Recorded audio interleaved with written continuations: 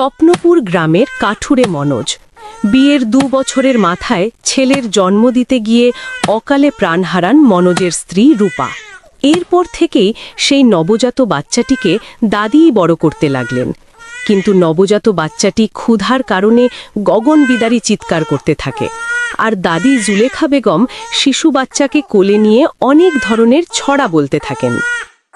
আয় আয় চাঁদ মামা, টিপ দিয়ে যা, চাঁদের কপালে চাঁদ, টিপ দিয়ে যা। কিন্তু কোনোভাবেই বাচ্চার কান্নার শব্দ থামে না। বাইরে কাঠুরে মনোজ কাঠ কাটছিল, আর বাচ্চাটি অনেক কান্না করছিল। দাদি জুলেখা বেগম বলেন, আমারও তো বয়স হয়েছে নাকি মনোজ? এইটুকু বাচ্চাকে কি আমি সামলাতে পারি নাকি? তোকে কত করে বললাম আরেকটা বিয়ে কর, শুনছিস না আমার কথা? আমি কি বুড়ো হইনি? বাচ্চা নিয়ে ঝায় ঝামেলা করার বয়স কি আমার এখনো আছে?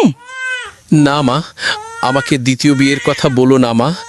আমি জেনে বুঝে আমার বাচ্চার জন্য সৎ মা আনতে পারবো না।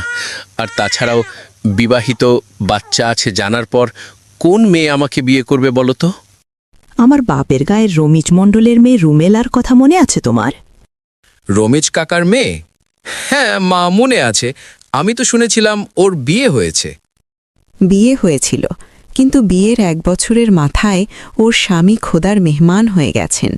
রুমেলা সব সময় মনমরা হয়ে থাকেন, তাই ওকে স্বাভাবিক জীবনে ফেরানোর জন্য ওর বাবা মা ওকে আবারও বিয়ে দিতে চাচ্ছেন।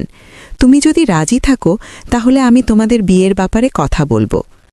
ঠিক আছে মা, তুমি যেটা ভালো মনে করো, কিন্তু মনে রেখো আমার বাচ্চাকে যদি অবহেলা করে তাহলে আমি কিন্তু কাউকে ছেড়ে কথা বলবো না। দেখতে দেখতে মনোজ আর রুমেলার বিয়ে হয়ে যায়। রুমেলা মনোজের ছেলের নাম রাখে রোহান। রোহানকে রুমেলা অনেক আদর ভালোবাসা দিয়ে বড় করে তোলেন। দেখতে দেখতে 12 বছর কেটে যায়। রুমেলা রোহানকে ঠিক আগের মতোই ভালোবাসেন। ভাত বেড়ে খাওয়ান, খাবার খাইয়ে দেন। রোহান বাবার সাথে কাঠ কাটে, বাবার বানানো জিনিসপত্র ভালোভাবে দেখে শিখে যায়। এভাবেই তাদের সংসার কাটতে থাকে। একদিন রুমেলা আর মনোজ জানতে পারেন রুমেলা মা হবেন। রুমেলা মনোজকে জিজ্ঞেস করে, খবরটি শুনে তুমি খুশি হওনি মনোজ? হ্যাঁ রুমেলা, আমি অনেক খুশি হয়েছি।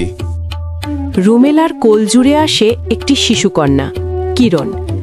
এরপর থেকেই রুমেলার মধ্যে রোহানের জন্য ভালোবাসার কমতি দেখা যায়। একদিন রোহান বাইরে থেকে এসে বলছে, মা, মা কই তুমি? আমাকে ভাত খাইয়ে দাও মা, অনেক ক্ষুধা